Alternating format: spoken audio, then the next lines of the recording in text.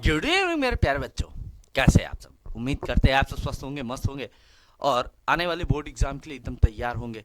अभी तक बेटा हम लोगों ने आपसे क्या बात किया था? हम लोगों ने बात करना स्टार्ट किया था न्यूमेरिकल सीरीज, जिसमें हम लोगों ने सोल्यूशन का पार्ट 1 बात किया था, जिसमें हम लोगों ने करीब 3 क्वेश्चन की बात किया था, जिसमें हमने कॉन्जुगेटेड कंडीशन में 5 क्वेश्चन लिए थे। तो चलिए आज का सेशन स्टार्ट करते हैं। और आज का सेशन स्टार्ट करते हैं। हमारा सबसे पहला क्वेश्चन क्या होगा? अब क्वेश्चन को ध्यान देना है बेटा आपको। भाई जब आप क्वेश्चन की बात करते हैं तो क्वेश्चन में सबसे पहले तो आपको ये समझना होगा कि क्वेश्चन कहता क्या है। अब जब हम जिस क्वेश्चन की बात कर रहे हैं ये आपके एनसीईआरटी की बुक में क्वेश्चन नंबर 2.7 है, यानी हम क्वेश्चन नंबर 2.7 की बात कर रहे हैं एनसीईआरटी के अकॉर्डिंग, जिसमें क्या है क्वेश्चन कि भाई कैलकुलेट द परसेंटेज कंपोजिशन, यानी आपको क्या कैलकुलेट करना है? Calculate the percentage composition in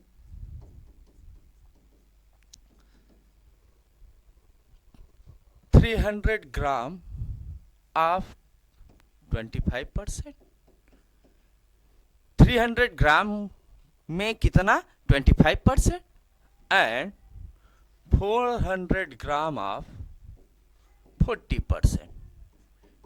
ठीक। अब यहां पे आपको क्या फाइंड करना है? परसेंटेज कंपोजिशन फाइंड करना है। जैसे ही आपको ये कंडीशन आ जाए आपको तुरंत ही ध्यान देना है कि आप करेंगे क्या। तो सबसे पहले आपको क्या करना है? ऐसे लिखना है solution A and solution B. दो सॉल्यूशन है। इसका कितना दिया हुआ है? Total weight 300 gram. इसका क्या दिया हुआ है? 400 ग्राम। ठीक। ये तो टोटल है ना सॉल्यूशन के लिए। जैसे ही हम टोटल वेट ऑफ सॉल्यूशन करते हैं यानी सॉल्यूशन ए प्लस बी, तो ये दोनों का क्या हो जाएगा? 300 प्लस 400 यानी 700 ग्राम। अब यहां पे जैसे ही आप ये फाइंड कर लेंगे आपको क्या निकालना होगा? Mass of solute. क्या निकालना होगा? Mass of solute. सॉल्यूट का मास। अब सॉल्यूट का मास कैसे निकालेंगे? 300 ग्राम है, ये तो टोटल है ना। अब टोटल के अकॉर्डिंग हम लोग क्या करते हैं? जब परसेंटेज निकालते हैं क्या करते हैं? टोटल इंटू 25 डिवाइड बाई 100, और यहां से करेंगे तो ये क्या आएगा? 75 ग्राम। ये सोल्यूशन ए में आया। सोल्यूशन बी के लिए क्या हो जाएगा? भाई टोटल क्या है? 400 है ना, तो 400 का किससे? 40 से मल्टीप्लाई करेंगे और 100 से डिवाइड करेंगे, और यहां से इसे कैंसिल आउट करेंगे तो क्या आ जाएगा? 160। अब यहां से अगर हमने ये कहा बेटा ये टोटल सोल्यूशन के लिए है ना, अब अगर हम बात करें सॉल्यूट के लिए तो ये भाई 75 ग्राम और 160 ग्राम दोनों को ऐड करेंगे, क्या आ जाएगा? 235 ग्राम। ये क्या आ गया? सॉल्यूट। ठीक है। अब हमें क्या करना है? परसेंटेज कंपोजिशन निकालना है। तो परसेंट ऑफ सॉल्यूट, अगर इसकी बात करें परसेंट ऑफ सॉल्यूट, तो क्या हो जाएगा? Mass of solute upon total mass into 100। Mass of solute क्या है? 235। टोटल मास क्या है? 700 इंटू 100। इसे ऐसे कैंसिल आउट करते हैं तो क्या आ गया? 235 डिवाइड बाई 7, और यहां 7 से करते हैं तो 7 3 जा 21, 25 अगेन आ गया, 7 3 जा 21। अब क्या आ गया? 4। अब डेसिमल लगाया तो 7 5 जा 35, ऐसे करेंगे तो क्या आ जाएगा? 33.56%। ये किसके लिए आ गया? सॉल्यूट के लिए। बेटा किसके लिए आ गया? सॉल्यूट के लिए। अब जैसे ही आपने सॉल्यूट निकाल लिया आप क्या निकाल सकते हैं? Percent of solvent. क्या निकाल सकते हैं? Percent of solvent. और सॉल्वेंट का परसेंट कैसे निकालेंगे? 100 minus solute. 100 minus solute. 100 solute का कितना है भाई? 33.56। इसमें से सब्सटीट्यूट करते हैं, सब्सट्रैक्ट करते हैं तो क्या आ जाएगा? 4 देन 9 माइनस 4 5 4 9 माइनस 3 6 एंड 66.44। ये बात क्लियर हो गई। तो यहां से आपको परसेंटेज कंपोजिशन कैसे निकालना है ये बात क्लियर हो गई कि नहीं। अब फिर से एक बार आप इस क्वेश्चन को देख सकते हैं। बेटा क्वेश्चन में क्या कह रहा है कि भाई आपका 300 ग्राम का 25%, 400 ग्राम का 40%, ये क्या है, सल्यूट है। आपको सल्यूट निकाल लेना है। अब जैसे ही आप ये सल्यूट निकालेंगे आपको सल्यूट का अमाउंट पता चल जाएगा। तो जैसे ही अमाउंट आपको पता चल जाए तो आप क्या करेंगे, आप परसेंटेज निकालेंगे, मास परसेंटेज निकालेंगे। मास परसेंटेज कैसे निकालेंगे, और इसके लिए आपको करना क्या है कि मास परसेंटेज के लिए आपको कुछ करना नहीं है, थोड़े से कॉन्सेप्ट के बारे में आपको ध्यान देना है बस। ठीक है, अब चलते हैं नेक्स्ट क्वेश्चन पर। हमारा नेक्स्ट क्वेश्चन क्या है, अब ये एनसीईआरटी का क्वेश्चन नंबर 2.8 है। ध्यान देना बेटा, हम एनसीईआरटी के क्वेश्चन की बात कर रहे हैं। अब कह रहा है कि an antifreeze solution is prepared by, एक क्या हो रहा है, एंटीफ्रीज सॉल्यूशन है is prepared by 222.6 gram of ethylene glycol, gram of ethylene glycol. ठीक है, कितना है, 222.6 ग्राम है। क्या है, इथाइलिन ग्लाइकॉल। और इथाइलिन ग्लाइकॉल का फॉर्मूला क्या होता है, C2H6O2। ठीक है, अब इसमें क्या कह रहा है कि भाई ये तो इथाइलिन ग्लाइकॉल है और सोल्यूशन बना रहे हैं, तो हमें और क्या लेना पड़ेगा, एंड 200 ग्राम ऑफ वाटर, और साथ में क्या है, 200 ग्राम ऑफ वाटर है, यानी 200 ग्राम हमारे पास क्या है, पानी है। अब कह रहा है कि कैलकुलेट द मोलैलिटी। अब आपको कैलकुलेट क्या करना है, कैलकुलेट मोलैलिटी। ठीक है, आपको मोलैलिटी डिफाइन करनी है। साथ ही साथ बेटा क्या कहा गया कि इसका जो डेंसिटी है वो दिया हुआ है। क्या दिया हुआ है, डेंसिटी। और डेंसिटी कितना दिया हुआ है, 1.072 ग्राम पर ml, ये दिया हुआ है, मेंशन है। ठीक है, और तब हमें आपको क्या बताना है, मोलैरिटी। क्या थर्ड वन हमें समझ में आ जाना चाहिए कि क्या फाइंड करना है, मोलैरिटी। ये बात क्लियर। अब जैसे ही आप इसके सोल्यूशन में आते हैं तो दो कंपोनेंट A प्लस बी से क्या बन रहा है, C बन रहा है, यानी C सोल्यूशन हो गया। A हमारा क्या है, इथाइलिन ग्लाइकॉल, क्या है, इथाइलिन ग्लाइकॉल।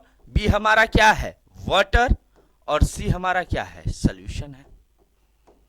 ठीक है, अब अगर हम इसके मास की बात करें तो यहां पे क्या दिया है, 222.6 ग्राम, ये ग्राम में है। ये भी कितना दिया है, 200 ग्राम। तो इसका टोटल मास क्या आ जाएगा, दोनों को ऐड करेंगे, क्या आ जाएगा भाई, 422.6 ग्राम। ये आ गया। अब जैसे ये आपको पता चल गया, आप क्या निकाल सकते हैं, मोलैलिटी। क्या निकाल सकते हैं, मोलैलिटी। तो मोलैलिटी कैसे निकालेंगे, आपको क्या करना होगा, सबसे पहले number of mole of solute की बात होगी। किसकी बात होगी, number of mole of solute. तो सल्यूट हमारा क्या है, इथाइलिन ग्लाइकॉल है, यानी मैं ऐसे मेंशन कर दूं C2H6O2। और कैसे निकालते हैं, GM upon MM, given mass upon molar mass से। तो गिवन मास तो आपको पता है कि पहले से ही दे रखा है, क्या दे रखा है, 222.6। मोलर मास निकालते हैं तो C का क्या होता है, 12 होता है। 12 इंटू 2 करेंगे 24, 6 एंड 32, ऐड करिए तो ये क्या आ जाएगा, 62 आ जाएगा। तो यहां से क्या आ जाएगा, 62 आ जाएगा। अब जैसे ही आप इसको डिवाइड करेंगे 222.6 अपॉन 62 को, तो ये क्या आ जाएगा, इसकी वैल्यू आएगी 3.59। क्या वैल्यू आ जाएगा, 3.59। अब आपको नंबर ऑफ मोल पता चल गया। अब आप इसकी मोलैलिटी निकाल सकते हैं ना। मोलैलिटी कैसे निकालेंगे, पहला कॉन्सेप्ट यहां पे, मोलैलिटी कैसे निकालेंगे, मोलैलिटी इक्वल टू क्या होता है, number of mole of solute. क्या होता है, number of mole of solute upon mass of solvent and multiply by 1000 से क्यों, क्योंकि इसे हम किस में ले रहे हैं, ग्राम में। ठीक है। अब number of mole of solute क्या है, 3.59 है। मास ऑफ सॉल्वेंट कितना है, 200 इंटू 1000। कैंसिल आउट करते हैं तो यहां से क्या आ जाएगा, ये 5 आ जाएगा। 5 का 3.59 में मल्टीप्लाई करते हैं, 5 9 जा 45 कैरी 4, 5 5 जा 25 एंड 4 29 कैरी 2, 5 3 जा 59 टू 17। तो वैल्यू क्या आ जाएगी, 17.95 मोलल। क्या आ जाएगा, मोलल। और इसकी दूसरी यूनिट क्या हो जाएगी, मोल केजी इनवर्स। ठीक। तो ये तो हमें एक बात पता चल गई, किसके बारे में, मोलैलिटी के बारे में। अब जैसे ही आपको मोलैलिटी पता चल गई, अब आपको क्या करना है, मोलैरिटी फाइंड करना है। क्या फाइंड करना है, मोलैरिटी। तो मोलैरिटी कैसे फाइंड करते हैं, तो मोलैरिटी फाइंड करने से पहले आपको क्या दिया हुआ है, मास ऑफ सॉल्यूशन दिया है ना। क्या दिया हुआ है, मास ऑफ सॉल्यूशन कितना दिया हुआ है, 422.6 ग्राम। साथ में आपको क्या दे रखा है, डेंसिटी। क्या दे रखा है, डेंसिटी कितना दिया है, 1.072 ग्राम पर ml, ये दे रखा है। आपको सबसे पहले आपको यहां पे क्या बताना है, क्या फाइंड करना है, वॉल्यूम ऑफ सॉल्यूशन। क्या फाइंड करना है, वॉल्यूम ऑफ सॉल्यूशन। और वॉल्यूम कैसे फाइंड करते हैं, v इक्वल टू क्या होता है, m बाई डी। ये m है और ये क्या है, d, और ये क्या है, v। तो v equal to m by डी, volume equal to mass upon density. ये बात क्लियर। अब जब आप ऐसे करेंगे तो मास क्या है, 422.6, डेंसिटी कितना, 1.072। अब जैसे ही आप इसे कैंसिल आउट करेंगे तो इसकी वैल्यू क्या आएगी, इसकी वैल्यू आएगी 394.21 ml। ठीक। तो वैल्यू हमें पता चल गई कि भाई इसकी वैल्यूम क्या आएगी। ठीक। अब जैसे ही आप वैल्यूम आपको मिल गया, आपको अब क्या फाइंड करना है, मोलैरिटी। क्या फाइंड करना है, मोलैरिटी। मोलैरिटी इक्वल टू क्या होता है, number of mole of solute, number of mole of solute upon volume of solution, volume of solution multiply by 1000। और ये किस में रहेगा, ml में। अब number of mole of solute कितना है, अभी इसके पहले वाले में भी हमने बात कर लिया था, इसके मोल कितने थे, 3.59। वॉल्यूम आपने क्या निकाल लिया, 394.21, और कितने से मल्टीप्लाई कर रहे हैं, 1000 से। अब जब ऐसे करेंगे बेटा, जैसे मल्टीप्लाई करके डिवाइड करेंगे तो वैल्यू क्या आ जाएगी, 9.1। और ये क्या होगा, मोलर, और मोल पर लीटर या मोल लीटर इनवर्स। ठीक है। अब इस क्वेश्चन में हुआ क्या बेटा, पहले ये आपको समझना है। इस क्वेश्चन में क्या कह रहा है कि भाई एक एंटी फ्रीज सॉल्यूशन आपको बनाना है, जिसमें क्या करना है, 222.6 ग्राम क्या लेना है, आपको लेना है इथाइलिन ग्लाइकॉल, और 200 ग्राम आपको क्या लेना है, वाटर। अब इसके बाद आपको कैलकुलेट करना है इसकी मोलैलिटी। डेंसिटी दिया हुआ है 1.072, और मोलैलिटी भी साथ में आपको क्या करना है, फाइंड करना है। मोलैलिटी फाइंड करने के लिए आपको पहले तो सोल्यूशन का मेथड पता होना चाहिए, सोल्यूशन कैसे बन रहा है। ए और बी मिलके क्या बना रहा है, सी।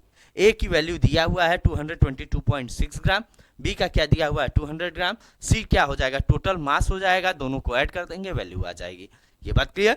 अब जैसे ही ये आ जाएगा, आपको क्या करना है, number of mole of solute count करना है। Number of mole of solute कैसे निकालते हैं, given mass upon molar mass या मॉलिक्यूलर मास से। तो यहाँ पे गिवन मास तो भाई आपको 222.6 दिया है, मोलर मास आपने क्या निकाला, 62, और उससे आपने कैंसिल आउट किया तो वैल्यू क्या आ गई, 3.59। देन आपको क्या करना है, मोलैलिटी निकालना है। मोलैलिटी कैसे निकालेंगे, number of mole of solute upon mass of solvent into 1000। इससे जैसे आप कैंसिल आउट करेंगे तो वैल्यू क्या आ जाएगी, 17.95 मोलर और मोल पर केजी।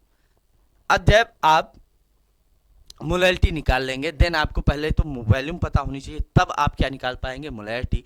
तो वॉल्यूम कैसे निकालते हैं, वॉल्यूम इक्वल टू क्या होता है, मास अपॉन डेंसिटी। मास क्या दिया हुआ था, 422.6, डेंसिटी 1.072, कैंसिल आउट किया तो क्या आ गया, 394.21 ml। मोलैलिटी कैसे निकालेंगे, number of mole of solute upon volume of solution into 1000, 3.59 upon 394, थोड़ा सा यहाँ पे 394.21, इसको कैंसिल आउट करेंगे, डिवाइड करेंगे, मल्टीप्लाई करेंगे, लास्ट में वैल्यू क्या आ जाएगी 9.1 मोलर और मोल पर लीटर। ये बात क्लियर हो गई। अब चलते हैं नेक्स्ट क्वेश्चन। नेक्स्ट क्वेश्चन हमारा क्या है कि एनसीईआरटी का क्वेश्चन नंबर 2.9 है।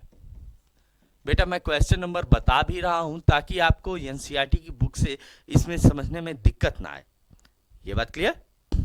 अब क्वेश्चन में क्या दिया है कि a sample of drinking water, a sample of drinking water is contaminated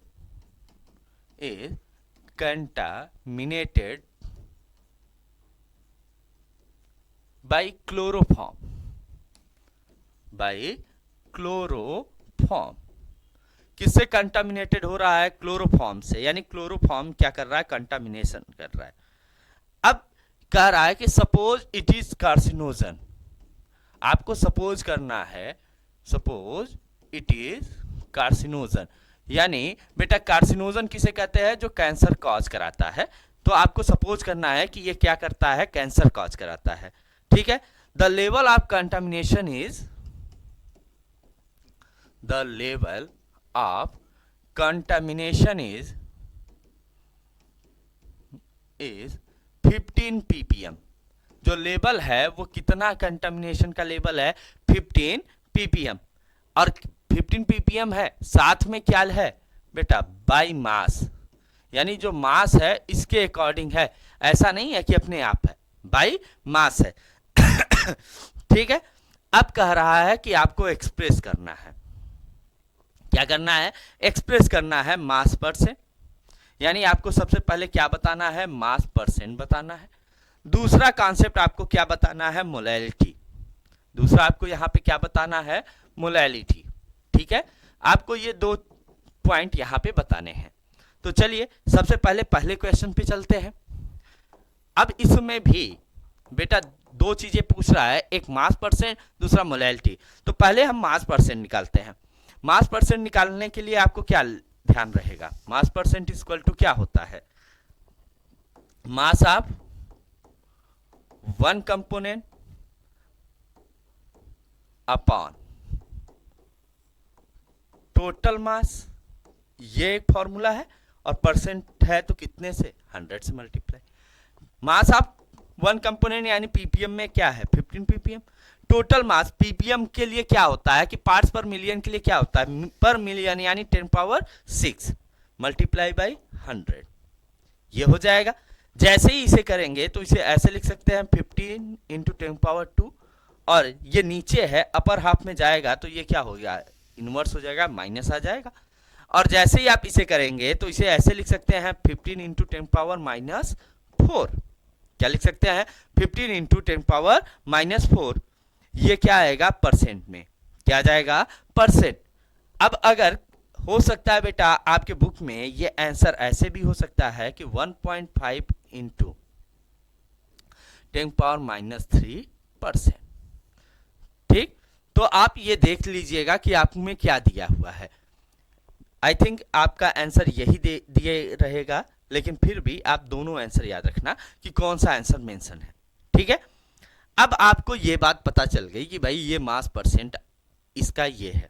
इसके बाद आपको क्या करना है, सेकंड कॉन्सेप्ट करना है, मोलैलिटी निकालना है। क्या निकालना है, मोलैलिटी। अब मोलैलिटी कैसे निकालेंगे, थोड़ा सा ये ध्यान देना है।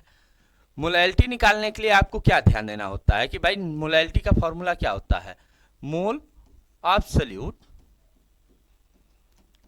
अपॉन टोटल मास इनटू 1000, यही कॉन्सेप्ट याद रखना है।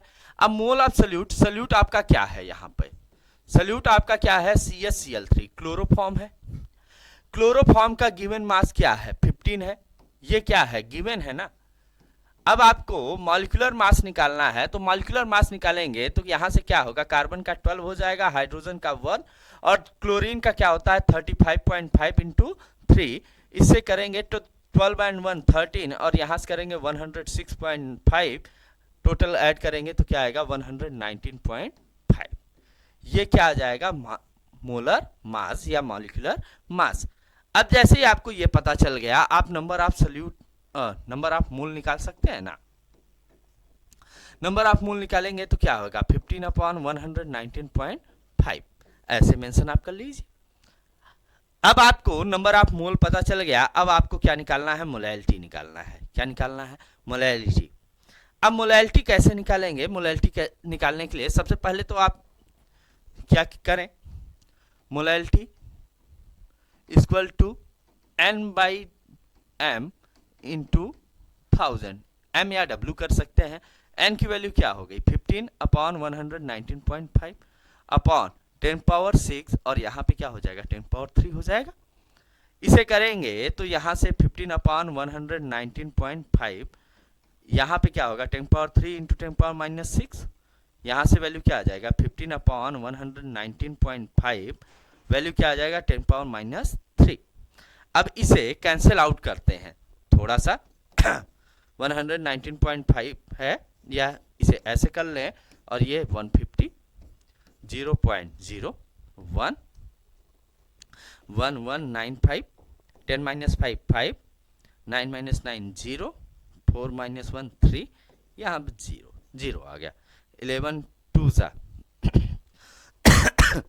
2 5 जा 10 कैरी 1 2 9 जा 18 and 1 19 कैरी 1 2 1 जा 2 and 1 3 2 0 15 - 9 6 9 - 3 6, यहाँ कैंसिल आउट 0 11 5 जा 12 5 जा क्या आ गया कि भाई यहाँ से वैल्यू करते हैं तो वैल्यू क्या आ गई 0.125 इंटू 10⁻³ अब इसे क्या करते हैं, थोड़ा सा एक पॉइंट और इधर ले जाते हैं, डेसिमल को इधर और बढ़ाते हैं, और जैसे ही आप डेसिमल के को आगे लाएंगे क्या होगा, एक 10⁻³ और ऐड हो जाएगा, और ये क्या हो जाएगा कि यहाँ से जो ये वैल्यू है, यहाँ से ये वैल्यू चेंज हो जाएगा, और क्या हो जाएगा 1.25 इंटू 10⁻⁴। ये बात क्लियर। तो यहाँ से बेटा इसमें क्या आया कि भाई इसमें एक चीज़ हमें समझ में आई कि भाई जैसे ही आपको कंटामिनेशन वैल्यू पता है, आपने इस क्वेश्चन में क्या देखा कि भाई कंटामिनेशन है 15 ppm का, तो दो चीज़ें पूछ रहा है, पहला मास परसेंट, यानी यहाँ पे आपने किसके बारे में बात किया, मास परसेंट। मास परसेंट कैसे निकालते हैं, mass of one component upon total mass into 100, क्योंकि भाई परसेंटेज है, परसेंटेज का मामला है, तो परसेंटेज आपको कैसे करना होगा कि भाई उसको निकालने के लिए आपको थोड़ा सा हर एक कॉन्सेप्ट को क्लियर रखना होगा कि परसेंटेज में आपको 100 से मल्टीप्लाई करना है, एक कंपोनेंट के अकॉर्डिंग टोटल कंपोनेंट लेना है। जब आप निकालेंगे तो वैल्यू क्या आ जाएगी 1.5 इंटू 10⁻⁻3।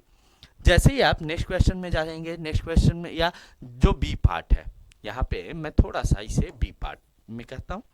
भाई जो बी पार्ट है मोलैलिटी पूछ रहा है, मोलैलिटी में आपको क्या करना होगा, मोल आप salute upon total mass into 100 करना, 1000 करना होगा। इससे नंबर ऑफ मोल निकालेंगे, क्या आ जाएगा 15/119.5, या इसे डायरेक्ट वैल्यू यहाँ से ऐसे लिख सकते हैं 0.125 हो जाएगा। इसके बाद मोलैलिटी आप निकालेंगे तो वैल्यू आ जाएगी। ये बात क्लियर हो गई। अब जैसे ही आपको ये बात क्लियर हो गई बेटा, अब आपको नेक्स्ट काम क्या करना है, थोड़ा सा अब आपको ध्यान देना है कि भाई अगला क्वेश्चन आपको देखना है। अगले क्वेश्चन में क्या कह रहा है कि भाई हाँ थोड़ा सा ये ध्यान देना कि ये एनसीईआरटी में क्वेश्चन नंबर क्या है 2.13 है। क्या है क्वेश्चन नंबर 2.13। क्या क्वेश्चन है कि the partial pressure of ethane over a solution, यानी पार्शियल प्रेशर, थोड़ा सा मैं ऐसे लिख रहा हूं सिंपल फॉर्म में कि partial pressure of ethane, ethane का पार्शियल प्रेशर दिया हुआ है बेटा, कितना दिया हुआ है 6.56 इंटू 10⁻³ ग्राम।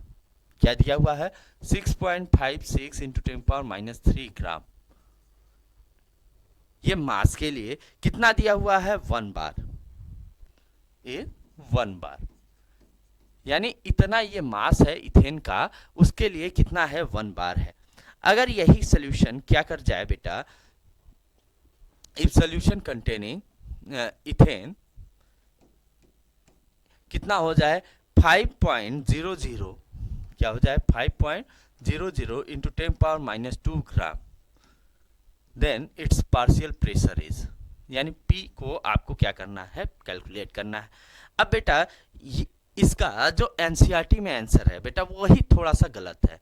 तो अब यहाँ पे एनसीईआरटी को चैलेंज करने के लिए आपको पहले तो प्रूव करना होगा ना कि एनसीईआरटी ये क्या है, कि हर तरीके से एडमिटेड बुक है, इसमें ये नहीं माना जाता कि फॉल्ट है, लेकिन फिर भी यहाँ पे एक फॉल्ट है, तो इसे आपको ध्यान देना है, इस फॉल्ट को समझना है।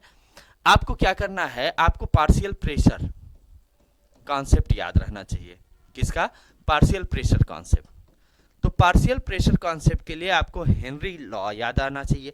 हेनरी लॉ क्या कहता है कि भाई कि जनरली अगर हम m के अकॉर्डिंग बात कर लें तो m इक्वल टू क्या होता है, KH इंटू P होता है। अब अगर हम इसी को दो इक्वेशन में ले लेते हैं कि भाई इथेन के दो टाइम मास की बात हो रही है कि m क्या हो गया 6.56 इंटू 10⁻³ इक्वल टू KH और P की वैल्यू क्या है 1। दूसरे में क्या है 5.00 इंटू 10⁻² KH इक्वल टू यहाँ पे क्या कर लें P2, ये P1 था ये P2 हो गया। ये क्या है आपका इक्वेशन फर्स्ट है और ये आपका क्या है इक्वेशन सेकंड है। By dividing of equation first and equation second, यानी इक्वेशन फर्स्ट और इक्वेशन सेकंड को डिवाइड करने पर तो बेटा क्या हो जाएगा 6.56 इंटू 10⁻³ डिवाइड बाई 5.00 इंटू 10⁻² हो जाएगा। यहाँ से क्या आएगा KH आएगा और यहाँ से क्या आएगा KH P2, KH से KH कैंसिल आउट। अब इसे ऐसे लिख सकते हैं P2 इक्वल टू 6.56 इंटू 10⁻, थोड़ा सा उल्टा करना है,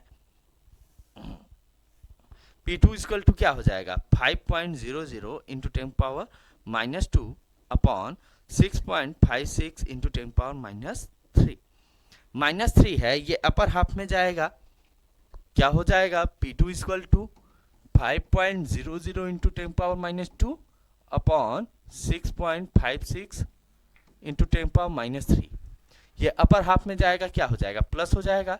तो यहाँ 5.00 इंटू 10⁻² इंटू 10⁻³ यानी अगर हम इसे देखें तो यहाँ से क्या आएगा 50 अपॉन 6.56 आ जाएगा और 60 अपॉन 6.56 अगर हम इस वैल्यू को निकालें तो ये वैल्यू क्या आ जाएगी, थोड़ा सा 656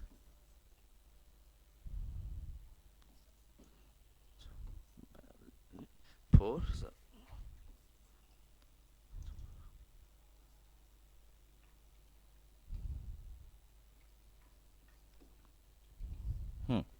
ये वैल्यू आएगी 7.62 बार, ये ध्यान देना। अब एनसीईआरटी में क्या किया, थोड़ा सा आप आंसर ध्यान देना, ये तो आपका कैलकुलेशन से है, लेकिन जो एनसीईआरटी है,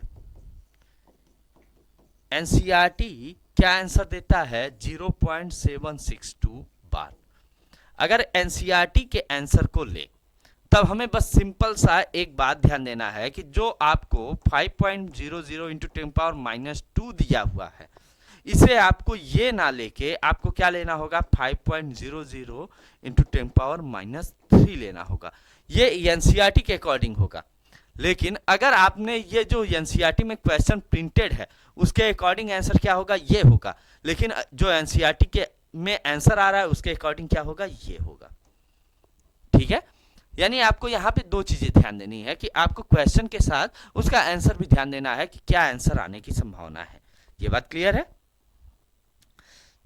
तो चलिए उम्मीद करते हैं कि आपको आज जितने भी क्वेश्चन बताए गए, आई थिंक मैंने आपको आज के डेट में थोड़ा सा क्वेश्चन नंबर 2.7 से मैंने बताना स्टार्ट किया, 2.7 बताया, 2.8 बताया, 2.9 बताया, 2.13 बताया। मैंने आपको आज के डेट में 4 क्वेश्चंस के बारे में बात किया। उम्मीद करते हैं बेटा कि आप सबको हर एक क्वेश्चन समझ में आया होगा कि क्या कैसे होना है। ये एनसीईआरटी में आप ये आंसर जरूर देखिएगा, आपका क्या ऐसा हो रहा है, क्या ये बात करेक्ट है कि ये आंसर है या ये आंसर है। जहाँ तक हम लोगों ने अभी तक देखा, सब जगह एनसीईआरटी की बुक में यही आंसर मेंशन है। लेकिन बेटा क्यों मेंशन है? क्योंकि एनसीईआरटी ने कैलकुलेशन में इसे ले लिया। आंसर आना क्या चाहिए? ये आना चाहिए। आ क्या रहा है? ये आ रहा है। क्यों? क्योंकि उसने ये वैल्यू ले लिया है। तो थोड़ा सा ये आपको क्या करना है, करेक्ट करना है, इसे ध्यान देना है। ठीक है, तो बेटा उम्मीद करते हैं कि आज के सारे न्यूमेरिकल आप सबको समझ में आएंगे। चलिए मिलते हैं आपसे नेक्स्ट वीडियो में। लेकिन बेटा जितने भी लोग आज के लाइव सेशन में जुड़े थे, सभी से यही एक उम्मीद रहेगी कि सभी लोग आज का हमारा जो लाइव सेशन है उसे ज़्यादा लाइक करिए, सब्सक्राइब कीजिए और शेयर कीजिए। चलिए मिलते हैं नेक्स्ट वीडियो में, तब तक के लिए धन्यवाद। जय हिंद, जय भारत।